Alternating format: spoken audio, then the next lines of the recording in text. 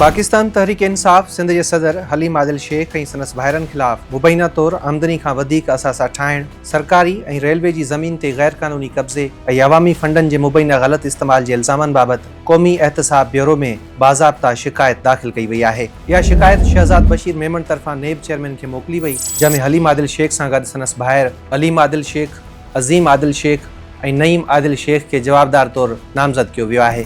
शिकायत कंदड़ शहज़ाद बशीर मेमन अॻूणो नेब ऑफिसर, सियासी ऐं क़ानूनी मामलनि जो माहिर ऐं इंसानी हक़नि जो कारकुन आहे। शिकायत में मौक़ुफ़ अख़्तियार कयो वियो आहे त जवाबदारनि जे वालिद जो तालुक़ पाकिस्तान रेलवेज़ सां हो ऐं ख़ानदान जो तालुक़ सिंध जे ॻोठ दौलतपुर सां ॿुधायो वियो आहे। शिकायत मूजिबि ख़ानदान बाद में कराची जी गिज़री कॉलोनी में लॻभॻि 80 स्क्वायर गज़ जे रिहाइशी यूनिट में रहंदो हो। दस्तावेज़ में हलीम आदिल शेख जे सियासी सफ़र जो बि ज़िक्र कयो वियो आहे, जंहिं मूजिबि हुन सियासी कैरियर जी शुरूआत पाकिस्तान मुस्लिम लीग नून जे कारकुन तौरु कई। बाद में पाकिस्तान मुस्लिम लीग काफ में शामिल थियो ऐं जनरल परवेज़ मुशर्रफ जे दौर खां पाकिस्तान तहरीक इंसाफ़ में अहम सियासी ज़िम्मेवारी ताईं पहुतो। नेब खे ॾिनल शिकायत में सभ खां अहम इल्ज़ाम इहो आहे त जवाबदारनि ज़िले मलीर में 700 एकड़ खां वधीक सरकारी ज़मीन ते मुबैना तौरु गैर क़ानूनी कब्ज़ो कयो ऐं उते पोल्ट्री फार्म्स, डेयरी फार्म्स, ज़रई ज़मीनूं ऐं फार्म हाउस क़ाइमु कया।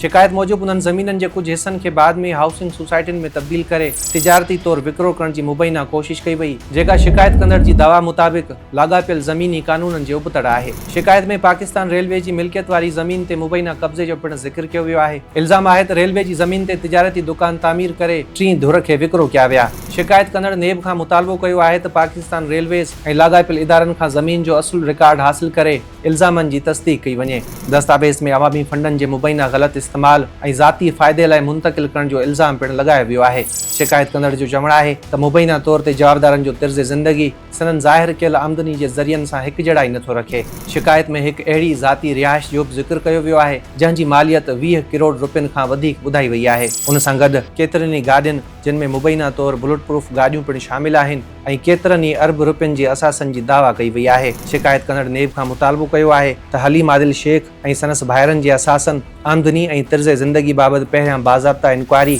ऐं उन खां पोइ कानून मूजिबि जांच शुरू कई वञे। इन खां अलावा शिकायत में जवाबदारनि जे नाले ते या मुबैना बेनामी तौरु मौजूदु बैंक अकाउंटनि, मनकूला ऐं गैर मनकूला मिल्कियतुनि ऐं ॿियनि असासनि खे जांच मुकमिल थियण ताईं मुंजमद या ज़ब्त करण जी दरख़्वास्त कई वई आहे। शिकायत कंदड़ नेब खां वधीक मुतालबो कयो आहे त जवाबदारनि जा नाला ECL में शामिल कया वञनि, जॾहिं त बोर्ड ऑफ रेवेन्यू सिंध ऐं रेलवे जी ज़मीन सां लाॻापियल समूरा रिकॉर्ड तलब करे इल्ज़ामनि जी तस्दीक़ कई वञे। शहज़ाद बशीर मेमन शिकायत में नेब सां मुकमल सहकार करण ऐं वधीक सबूत, दस्तावेज़ या बयान फ़राहम करण जी पिणु ख़ातिरी कराई आहे।